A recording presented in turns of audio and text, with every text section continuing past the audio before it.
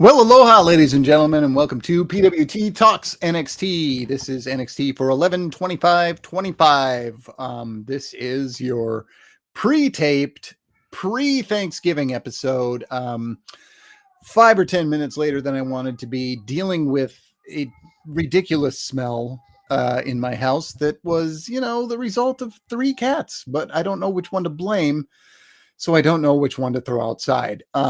I'm Kelly Wells, and you can find me all over the internet. I should put my Threads up here instead of my Blue Sky, because Threads is what I'm using, and I still don't know why. I don't like any social media, but you got to do it, right? I mean, or else you're not really participating in life. Okay, we had 5 matches this week. They were fine-ish. Spoilers were out there, although I didn't see any of them, so this was all evergreen to me. Same. But the show definitely, even though it had 4 championships, 2 title changes, and Iron Survivor stuff, it felt like filler. It really felt like this is the stuff that they were like, if anything gets leaked, it's okay if it's this stuff. So they kind of front-loaded Gold Rush. Your main event was Miles Bourne versus Trick Williams. Earlier in the show, John Cena showed up, kinda. He wasn't in the arena in front of the crowd. He was in a locker room alone, and he named the 5 men and put them all over for the Iron Survivor Challenge. Those 5 were Javon Evans, Leon Slater, Joe Hendry, Dion Lennox, and then the 5th was open and was set for the winner of Miles Bourne versus Trick Williams. Bourne and Williams had an okay-ish main event, and Bourne won completely clean, 11 minutes, 21 seconds. He won after hitting his 3rd thing that he does. Bourne again, I think. But whatever it was, we'll call it that. We'll call it that, because why the heck not? So Miles Bourne is in there with Javon, Leon, Joe Hendry, and Dion Lennox. Interesting, a cool match, because it really feels like a youth movement. None of these guys have been in one of these yet, I don't think, unless Hendry was in last year's, which I don't think so. I was there and I don't remember. Actually, Javon maybe was in it. I cannot remember. Let me. I'll look it up. Actually, may have. But Slater certainly wasn't. Dion certainly wasn't. So yeah, Miles, I think, was in Obafemi, Wesley, Javon Evans, Nathan Frazier, Ethan Page. Okay. Yep. Yeah, I was definitely there for that and definitely remember. I would have remembered some of it. Yeah, so now we know our field is 5 guys who have never done it. So so that's pretty cool. Bourne over Williams, and 4 and Javon Evans. 4 and Javon Evans. That's twice, Nate. That is twice. Yeah, so I was there. I was in the arena. I saw the match. I saw Javon doing the stuff until he had stuff done to him by Obafemi in the end of the match. But yeah, that's going to be fun. Looking forward to that. We'll talk about the women soon. There's not a youth movement at all, but still should be fun. I want it to feel as fresh as the men's does, but whatever. One does and one doesn't. Bourne over Williams is your main event, so talk about that and talk about the Iron Survivor Challenge. So Bourne over Williams, I'm glad to see Miles Bourne get this opportunity here. I mean, first off, the match was great. No complaints. Granted, tape show, they have time to edit it and all of that. Speaking of it being a tape show, Goodfella says, forgot this was a taped episode. I've got commercial-free Netflix and got through this episode in about 75 minutes. Do we usually get 45 minutes of commercials most weeks? We must, because I did the exact same thing. And I actually, about 20 minutes in, I kicked it up to like 1.5 speed. So I got through it really quick. Jobin messaged me and like they got through it in about an hour on 1.5 speed. It was great. But yeah, so they obviously they had time to edit any errors out that might have any botches, if you will, that may have happened through the course of this episode. But I mean, I thought the match is exactly what I would have expected out of Trick and Miles. Maybe I guess in some ways maybe it could have been even a little bit more brutal considering their history, but whatever, no complaints really whatsoever. And I'm glad to see Miles Bourne get the opportunity. Like I said, Trick Williams has done everything that he can do in NXT at this point. So why not put somebody else over that they're really high on? I've talked to death on this show about why I love Miles Bourne and all of that. So I'm not necessarily going to reiterate all of that, but um, I think it's a good thing that they're taking Trick Williams there, and kind of putting somebody else over. And I mean, we keep saying it over and over and over again, maybe, but I know we've said quite a few times that maybe Trick will be called up around WrestleMania Stand and Deliver time frame, and maybe doing some jobs on his way out is kind of his way of or the company's way of making him give back. I'm sure he'll do it anyway, but it's a booked show, so there you go. On the Iron Survivor Challenge, one of my favorite matches of the year, so really looking forward to that. Last year's, from what I remember, was a banger. And now, and we saw Javon do a whole bunch of crazy stuff last year. Now we're going to have him and Leon Slater in the match. Good fella in the chat saying Javon and Leon going to go crazy, and I think the women's match is also stacked. And again, we'll talk about that in a little bit. But Javon and Leon in the Iron Survivor Challenge, I'm really looking forward to that. Joe Hendry, I think, makes a lot of sense. He's cooled off quite a bit since his initial kind of foray into NXT as the TNA champion and all of that, and showing up at WrestleMania and the Royal Rumble. I don't think he's cooled off to the point where it's a career killer or anything like that. But I think especially now that he's WWE signed, push him. Definitely push him. Do I think he's going to win the Iron Survivor Challenge? Maybe. But to be honest, I haven't really put much thought into who I think the winner is going to be. I could probably make a case for really anybody, any one of the men, really, maybe with the exception of Dion Lennox. Granted, I guess I could make a case because you want to push Dark State, which. Well, hold on. Let me finish one thought before I go to another. You want to push Dark State, why not have Dion Lennox win the Iron Survivor Challenge, and then they could kind of move Dark State up the card behind him.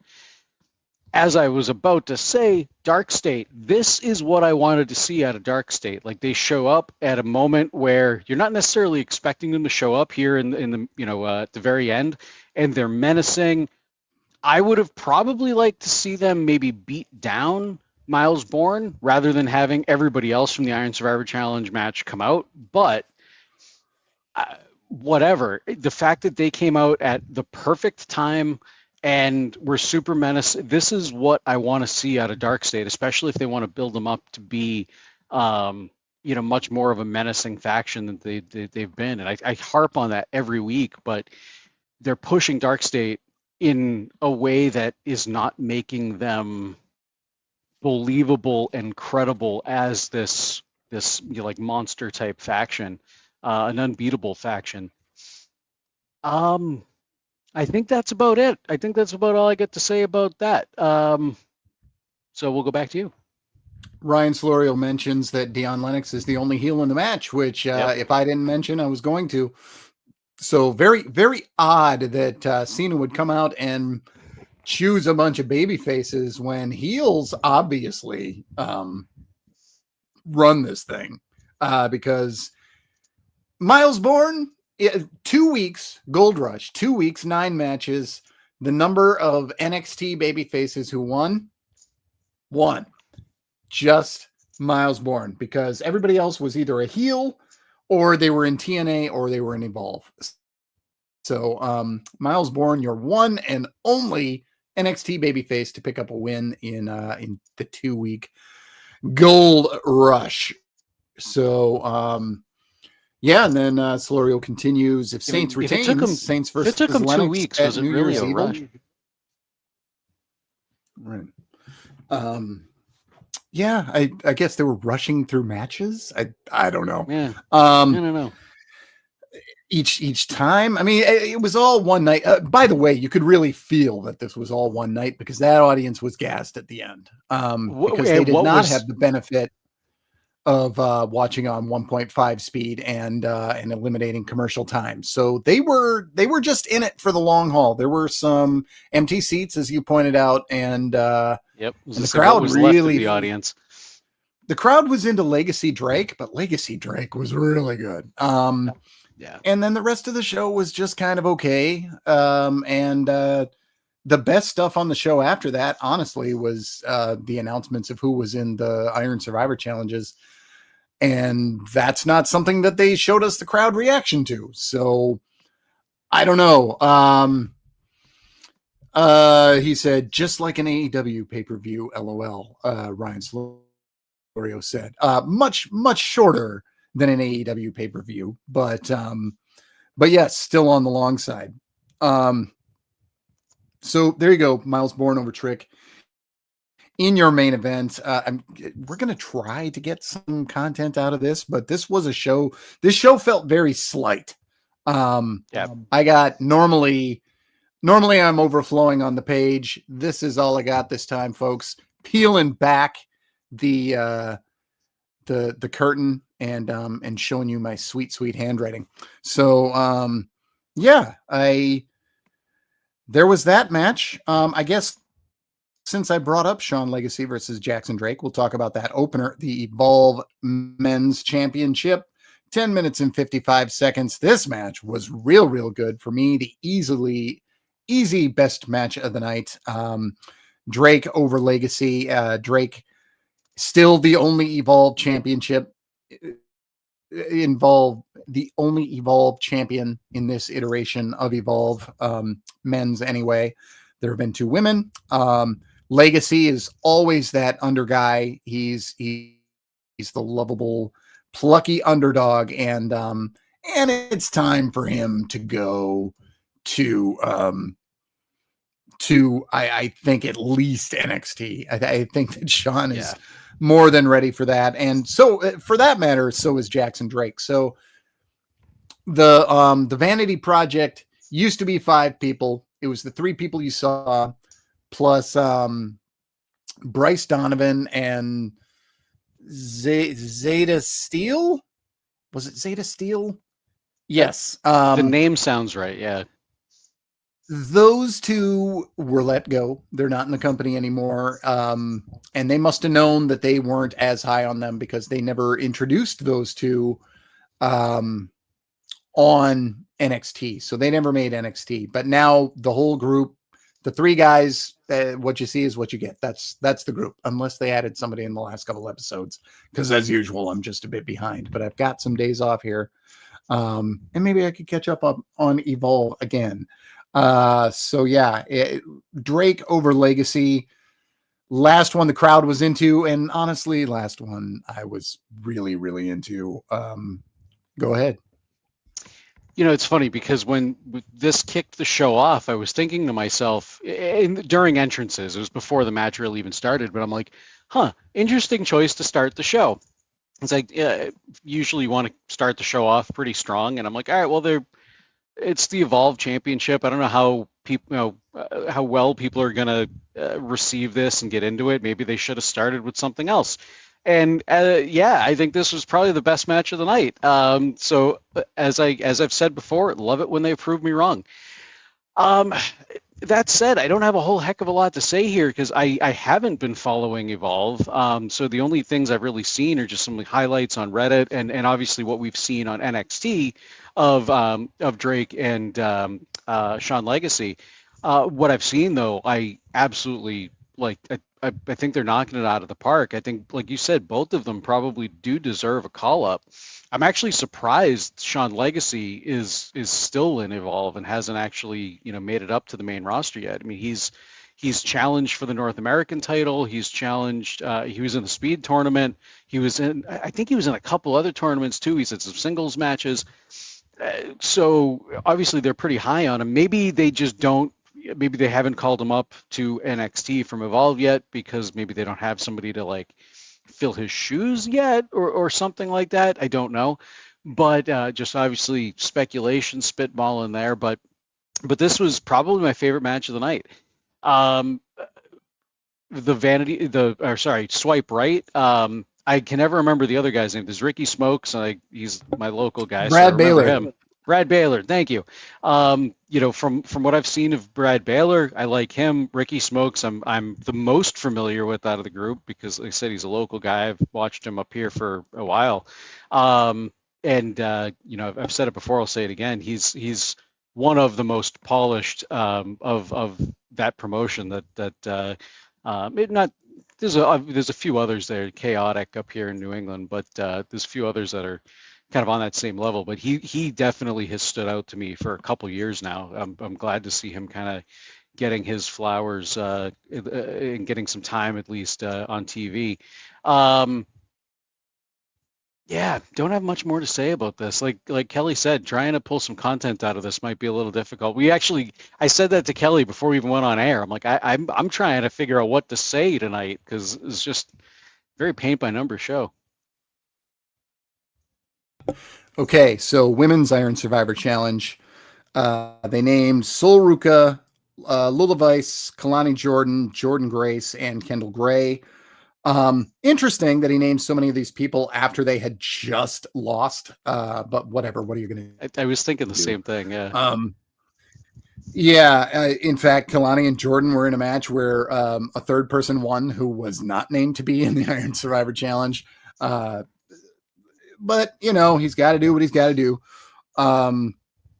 This one feels familiar. I think most of them have been maybe just three. But at least a couple have been there, and the others have at least been there long enough that they could have been in this. Last year, the Iron Survivor for women was Julia, Sol Ruka, Stephanie Vicaire, Zarya, and Ren Sinclair. So. Oh, I would have come up with all five of them. That was the main event last year. And yeah, I probably would have come up with everybody but Ren Sinclair. Too. I kind of forgot she was in the match. Yep.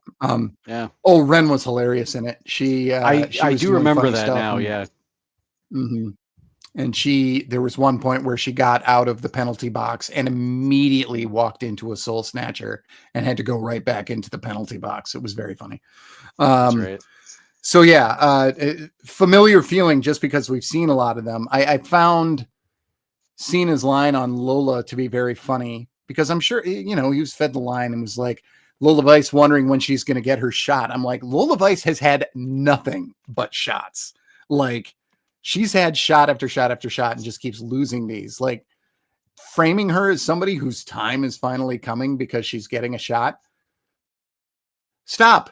Like, that is the audience or that is them talking about her never getting the chance to run with the ball and win and just accidentally saying the quiet part out loud. Because she is in kayfabe, she's been given a lot of shots. She just loses when it's time to have them. But who are you talking about? I was looking at something else real quick. I was actually looking at your report. Lola. Okay. I thought it was either Lola or Jordan. Yep. Well, oh yeah, Jordan Grace has lost a lot of shots too. I think I agree here. Who was it? It was Solorio said that Jordan Grace is winning to set up the rematch between her and JC, and I'm inclined to agree. I think that we've been working towards a Jordan Grace championship for quite a while, and it seems like she's still in NXT for the long haul. They could bring her up anytime, but it seems like they're not doing that yet, and they want her to anchor this a little bit. So I'm going to go along with that too. I think it would be weird for Kendall being the Evolve champion. I think it's weird she was named for this anyway, but I like that they're willing to go hard with some of these talents. Lola for me just isn't working at all. but they keep trying to make her happen. Kalani is working for me and is now free to win this match also, but it's not going to be Kalani versus JC with both of them doing a heel act. And Sol Ruka, it's hard to say what she's going to be soon. So roll this in with the Kendall Gray versus Laney Reed match. This went about 10:25, but I'm guessing because this was a match that was not it was not live, so what they cut out might not have actually been match length, so it could have been a few minutes shorter. But Kendall Gray over Laney Reed plus Iron Survivor Challenge chatter. So I do like the fact that they Ava barred Fatal Influence from the ring for this particular match, considering they were interfered at other points throughout the night. So she barred them from the ring for this match. So kind of gave a little bit of desperation for Laney Reed, but I think she still pulled it off. There were a couple rough spots in the match, but I honestly I think this is still a pretty good match between the two of them. I don't have a whole lot to say about the match itself. Ren Sinclair and the Charlie Dempsey spot, I really liked that, and I've been wondering for a while now, when Charlie came back, was he going to be in Kendall Gray, Ren Sinclair's corner, or kind of like brush her off? And they were kind of playing that up with some of the phone calls that she's been making to him that we've caught the one end of anyway, backstage in some of those backstage segments.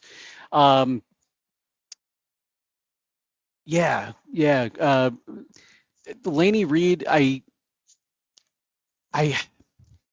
this might come off like it's putting down Evolve, but I don't mean for it to. I feel like Laney Reed's probably above the Evolve Women's Championship. Granted, I mean, if she won it, maybe it might. I don't think she's got the name value if she did win it to put eyeballs on Evolve, and I think they're too high on her in NXT. Obviously putting her in Fatal Influence and all of that. So I think they were kind of between a rock and a hard place if they wanted to take the title off of Kendall Gray. Granted, she just won it herself not that long ago, so it really makes sense, for her to retain this championship. As far as the Women's Iron Survivor Challenge goes, I'm kind of inclined to lean Jordan Grace myself. I mean, Sol Ruka, she's mixed up with everything with Zarya right now. So unless Zarya comes out and finally helps Sol Ruka in a positive way that allows her to win a match, I don't really see Sol winning this, because I feel like this is there's still a lot going on with their feud for her to kind of break off and do something else. And like you said, Lola Vice, I could make the case for Lola Vice to win this too, because the company is high on her, but she has lost a lot. Like you said, kind of loses when it counts. So maybe this could be the one that she does take away.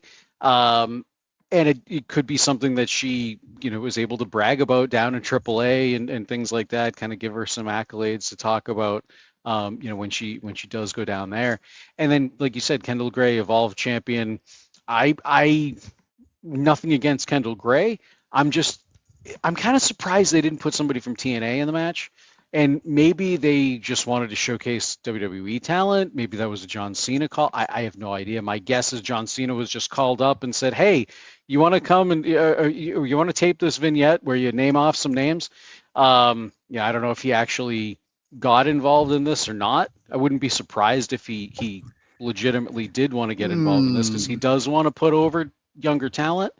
That is one of the things he's talked about in interviews about the Last Time Is Now tournament, and they are going to be including NXT matches on that Saturday, his last Saturday night's main event. So I wouldn't rule it out, but most likely they just called him up and said, "Hey, can you read off a couple lists of names?" So yeah, like I said, kind of surprised they didn't mention anybody from TNA, but they also didn't for the men's either. So there's that. Um, yes, I think Jordan is probably the one that Jordan Grace, because there's another Jordan in the match. Want to make sure I'm specific. I Yeah, have recapped so many matches that both of them are in, I and know. I want them to get away from each other so it's less confusing. at least they're spelled differently, so Yeah. that helps. And one is a first name and one is a last name, so that helps. But I still am just like, I hope this is not confusing, Well, and that people know how these are spelled. even on commentary, Vic had to like actually, because he would say Jordan, and then we would have to go back and be like, I mean Kalani, or I mean Jordan Grace. I forget exactly what he said, but he had to correct himself a couple times. I guess maybe not correct, but clarify a couple times, because it does gets a little confusing. Yeah, and if people wonder why William Regal comes up and he's not Steve Regal anymore, and Lance Cade becomes Garrison Cade, which was a weird one. I forgot about that. It's because they're trying to avoid things like this, and you think, oh God, it's not a problem for them to have the same name, but if they rub elbows a lot, I guess it kind of is an issue. So whatever. Like AJ Styles, AJ Lee, that no problem. But something like this, yeah. One of the other women's matches was Jordan Grace versus Lei Ying Lee versus Kalani Jordan for the Knockouts Championship. This went about 14 minutes. God, this match did nothing for me. Somebody said they liked it. I think Goodfella in the chat. I thought that this was not much good. There was nothing wrong with it, but they just played the WWE triple threat hits. I don't like triple threats, and I could just play this match on a loop to tell people why. It's all of the pins being broken up and them acting like that would have been the end of the match, but it's all the moves that never finish matches anyway. And I don't know. This doesn't. Okay, Goodfella says no. I didn't care for this match. Okay, it was maybe Ryan Solorio. I'm sorry. But at any rate, this one for me was all the stuff that I don't love about triple threats. But I love all these women. I think they're all great, and it's too bad that it just kind of was a thing. Lei Ying Lee was really emotional after this one.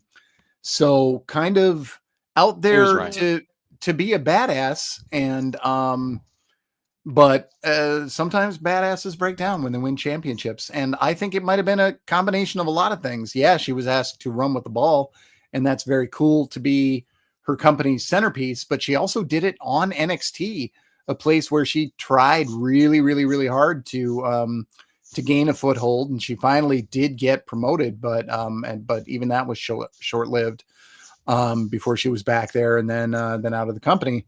But Legend says it was Lei Ying Lee's first ever title. Holy hell. Yeah. And it happened on NXT. Oh my God. She won this, I was going to get into all of that. I did like this match, and typically I'm with you. Like, I don't normally like triple threat matches and whatnot, but because I've kind of become invested in TNA more, I was kind of invested in this, specifically because I wanted to see the TNA title go back to TNA. That's kind of been one of the stories they've been telling for a little while, especially, with Trick holding the TNA title, then Kalani and all of that. And there have been people, Mike Santana wanted to bring the title back. There's been a whole bunch of people who wanted to bring both titles back. And I was kind of wondering how this match was going to go. Was Kalani going to overcome both of them? Was Jordan Grace maybe going to win the title that she, held, with a lot of, no pun intended, with a lot of grace, and means a lot to her, and she was a big fan favorite in TNA. So I think that could have been a really cool fan moment, and a fan moment for the fans. And that is something that I mentioned I think it was last week or the week before, that Jordan Grace bringing it back to TNA, I think would also be kind of a cool story they could tell.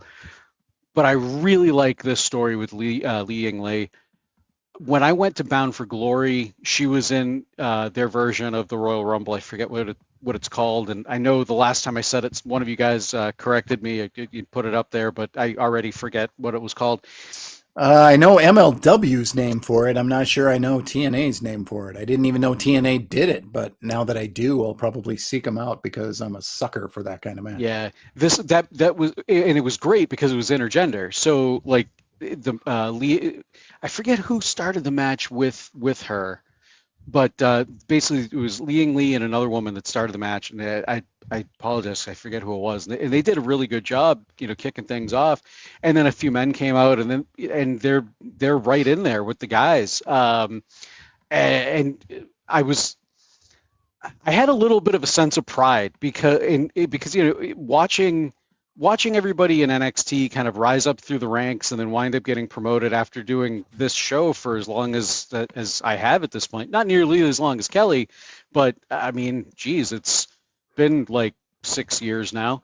So I got to see basically her entire run in WWE, and I was really behind her. And as Kelly mentioned, it kind of fizzled out before anything could really take off for her.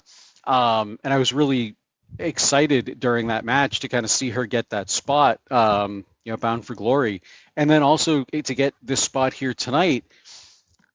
And as much as I hate to say it, I kind of gave her the least chance of winning this match because she hadn't had that. She never had the rocket strapped to her, if you will, when she was in NXT. So I'm assuming NXT, WWE has some say in the booking of the TNA title when their wrestlers are involved. So I was kind of thinking she might not win. So it was a good moment. It was a cool feel-good moment, at least for me, to see her win that title. As Kelly mentioned, she got very emotional after that because this is her first. As far as I'm aware, it's her first title. I don't know if I can't remember. I don't think she's done things before NXT. Now I'm questioning myself, but I do know this is her first major title. Clearly meant a lot.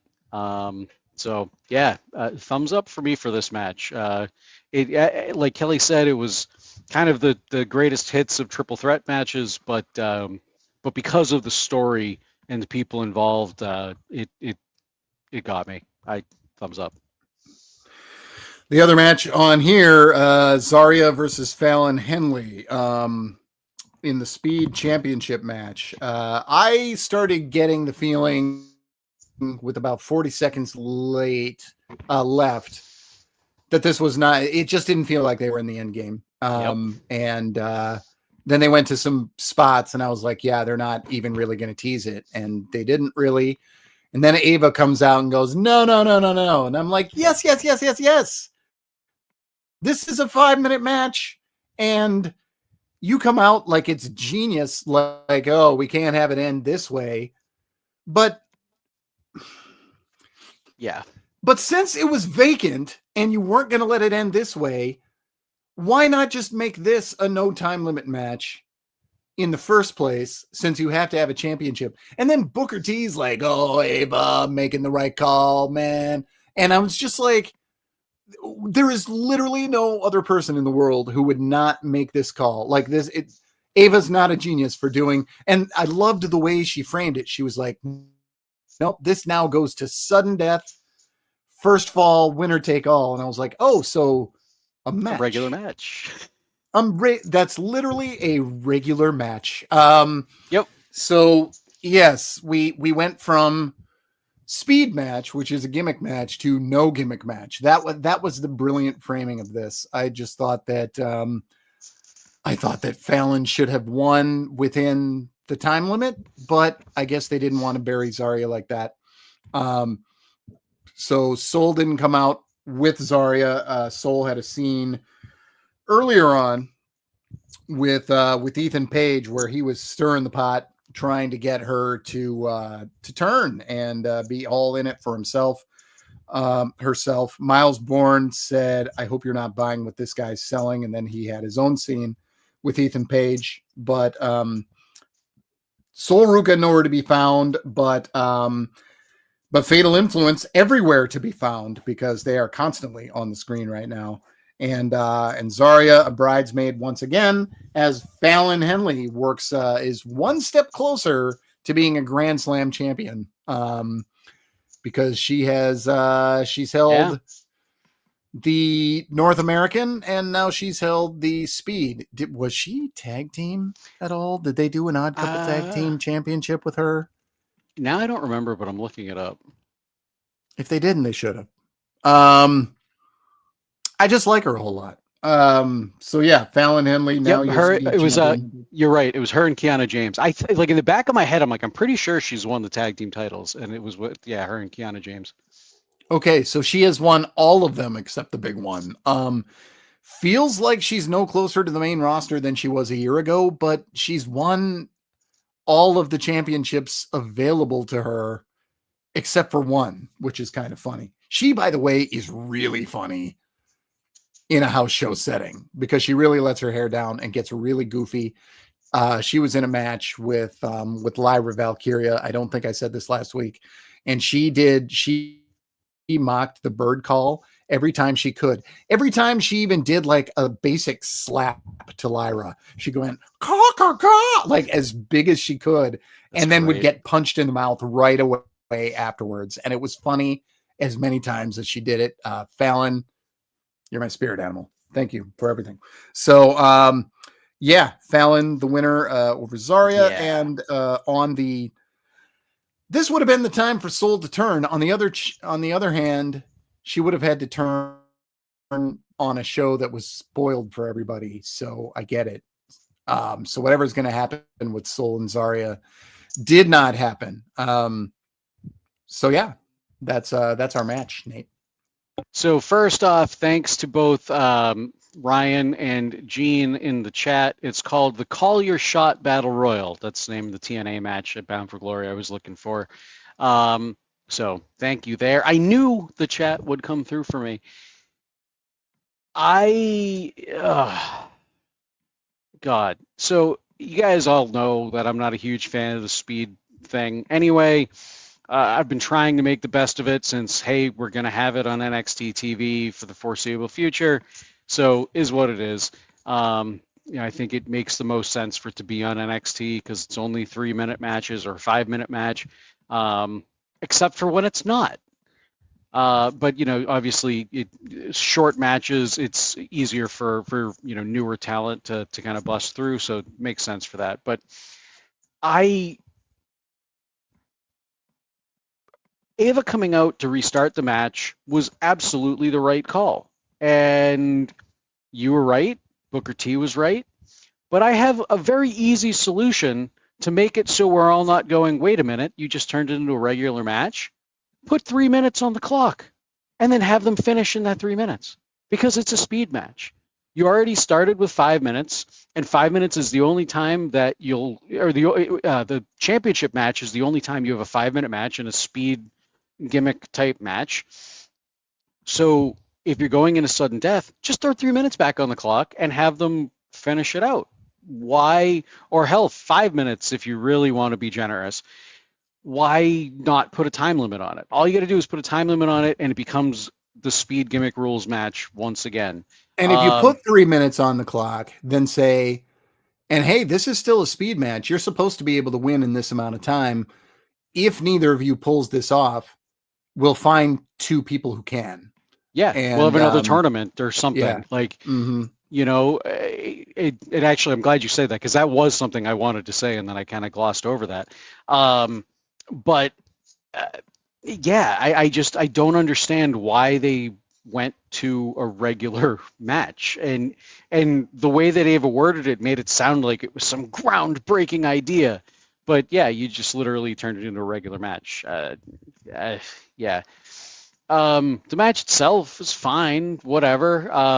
I was kind of 50-50 on who might win this. I thought maybe Sol Ruca was going to come out and interfere and cost Zarya the title, but I didn't really think about it being a taped show, and they probably didn't want to have that on a taped show. So, which Kelly pointed out a minute ago, so that does make sense. It happened. I'm scratching my head about the entire speed thing still, so I'm going to continue to do that, especially after this weird decision on the sudden death tonight. Then the Ethan Page stuff with Sol Ruca, that kind of, I think, just reaffirms what we had already talked about.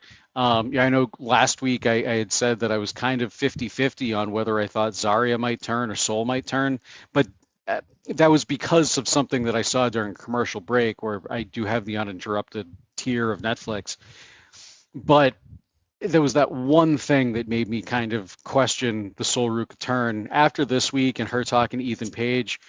I think that's still some more foreshadowing that that she is going to be the one to turn and on Zarya.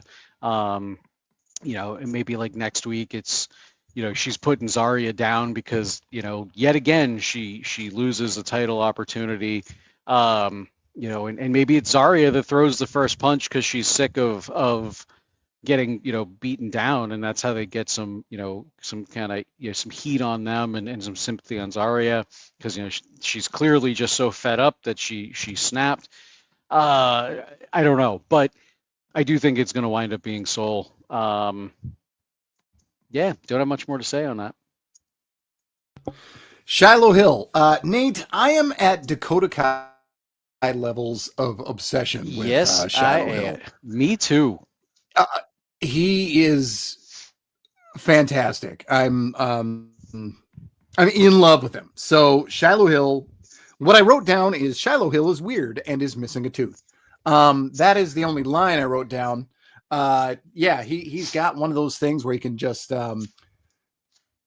pull out the veneer, whatever you call those things, like a denture or whatever. And he's got a fill-in. One of my best friends was born without the teeth next to his front teeth. They never came in, and he'll take them out like at a totally inappropriate time just to get a reaction from people. And he'll just be smiling across the table, waiting for you to notice him. And it's best when he's with people who don't even know that he's missing teeth. And yeah, he's one of my actor friends and would take it out. And I remember one acting professor being like, I don't know how you did the thing with the teeth, but it's cool how you covered them up. And yeah, didn't know. Yep, he just great. Doesn't have those, but you wouldn't know because he just puts them in every day. But yeah, Shiloh he's so fascinating that I actually don't care if he ever wrestles. Like, I hope he wrestles, and I hope he wrestles well. But if not, and he just sits in this control center and tells me about his life for 2 minutes every week, I'll watch it every week. I will, even if I'm just like, I don't like wrestling anymore, but I still like Shiloh Hill. I will watch that every week. And they must have thought that too, because they found the guy fascinating enough to do it. I mean, his name is Thunder Justice Keck, brother of darkness. Ryan Florio, still don't know if I like Shiloh Hill or not. LOL. That's grounds for you being excommunicated from the chat, Ryan. I don't know what else to tell you. He is fantastic. He's oh God, I love him so much. So I could see why, maybe he's not everybody's cup of tea, but man, I think they've kind of struck gold, at least so far with the gimmick. I haven't watched LFG season 1 or 2 for that matter. I keep meaning to, and then just never think to when I have the time. So I've never actually seen him wrestle, but man, as far as his like promo work, or at least vignettes, so I haven't seen a live promo yet. It's great. He's got some great storytelling. It doesn't seem like he's talking off of a teleprompter or hitting bullet points or anything like that. It just seems very natural, very weird. It feels almost. I keep going like early Bray Wyatt. I don't know why I keep comparing it to that, but that's like when I was even watching this vignette tonight, that was what I was kind of thinking, because it's not early Bray Wyatt, but for some reason that's the comparison that I want to make. But I think they got something with this guy. I really do. So Yep. I'm really looking forward to seeing what this 6 months down the line where Shiloh Hill falls. Thunder Justice. And as I said last week, I have seen him wrestle because he worked a match on the house show that I was at against Grayson Waller. Did a job to him, and it was a pretty decent match. So there you go. Ryan Salerio says Firefly Funhouse Bray Wyatt. That's getting closer. I mean, he's one of a kind. Shiloh is, but that's probably the closest version of Bray because there's some darkness there behind a happy exterior, and I'm so interested to see what all that darkness really is. So could end up eating my words, could end up being a flame out. Who knows? It's very, very early, but man, am I invested in this guy right now. Like, I want to know what he needed bolt cutters for. Oh yeah, I forgot about the bolt cutters. Yeah, you know, like I don't get it. I really want to see what he needed bolt cutters for. He left his friends in the woods and he forgot the bolt cutters, and that was the end of the vignette. Ryan says, "Wouldn't the Darkness be the Fiend?" I don't know, because he has a sister named Darkness, so we will have to ask her. Sounds like I'm making this up. I am not. Okay, so Fatal Influence banned from Reed's match. Okay, I did already talk about that. Izzy cut a progressive promo on Tatum, said she will explain herself next week. Cool, but I feel like it's explained already. I like Izzy. I think she's doing really, really cool stuff compared to when she showed up and I couldn't pick her out of a one-woman lineup. Right. She's really, really doing good stuff. And but I feel like we already know why she did what she did. But I guess we'll see more of that. Dark State had a segment that was relatively restrained for them. And then the one other thing we didn't really talk about was Sarah Schreiber sitting down with Ricky Saints, and he had an existential crisis, a little bit of imposter syndrome, a little bit of self-doubt, and going into his match with Obafemi, which is interesting because that is exactly the story they told with Tony D'Angelo before he also was able to beat Obafemi and is still the only guy to beat Obafemi twice. Tony the Hell D'Angelo. Okay, so anyway, Ricky Saints sitting down with Sarah Schreiber. I thought that this was okay-ish. Ricky is in that spot where I am kind of occasionally forgetting who is the champion. That's no offense to Ricky, but they're just not treating him like a centerpiece of the show. They got so many hats they're wearing. They're trying to wear the TNA hat, the Evolve hat, all those things. And sometimes the person or people that are supposed to be the centerpiece of the show suffer for that. And I feel like Ricky is sort of there. And Ryan Slorio says, wasn't Izzy Kiana's assistant or something? Yes, she was. Yes. She was Kiana's gopher and her underling after Kiana had an underling who was a Brazilian wrestler or something. And she was getting bullied or something in the company and had a really, really, her name was Gia, I think. And she had like an hourglass figure. She looked like how the hell, she looked like a bygone wrestler that Vince would have hired and had no plan for. But she, I don't know that we ever saw her get in the ring. It was very brief. Blink and you'll miss it. She was not there for long. But yeah, and then it was the Izzy thing. But Izzy had no real personality. And then they tried to restart her, and she was like, "I'm Izzy Dame. I play volleyball." And I was like, "Cool. I definitely has anything to do with what you're going to do here."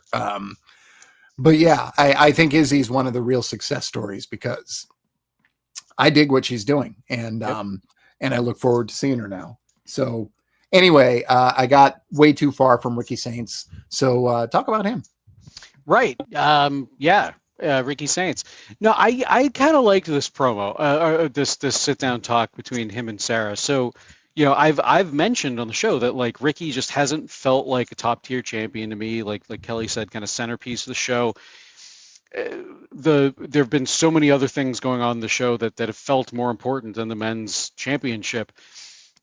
Which that's fine. You've got ebbs and flows for everything, so whatever. But one of the things that I said is, even though Ricky had beaten Oba once before, like he's had trouble overcoming everybody else that he's come up against. So I really liked this because now he's basically talking about, he beat Oba once before. Sarah Schreiber even pointed it out, like, you've already beat Oba once, like what's, why are you like this? And he's like, well, yeah, I might have, it was luck. Can I do it again? And he's questioning himself, and he's basically, it was almost like a meta way of taking some of the criticisms that we've had on the show and some of the criticisms that I've read online that other people have had of Ricky Saints at his current run, and kind of addressing that. I think he's still going to overcome Obafemi again. I don't, because I think I feel like Oba is in kind of the same category as Trick Williams, where what is there left for him to do? He hasn't won the tag team titles like Trick has, but so maybe they could do that, but that just kind of feels like a downgrade for Obafemi. So I feel like he's probably going to be called up sooner rather than later. So and Ricky's still so early in his title reign. I don't see them necessarily putting the title back on Oba.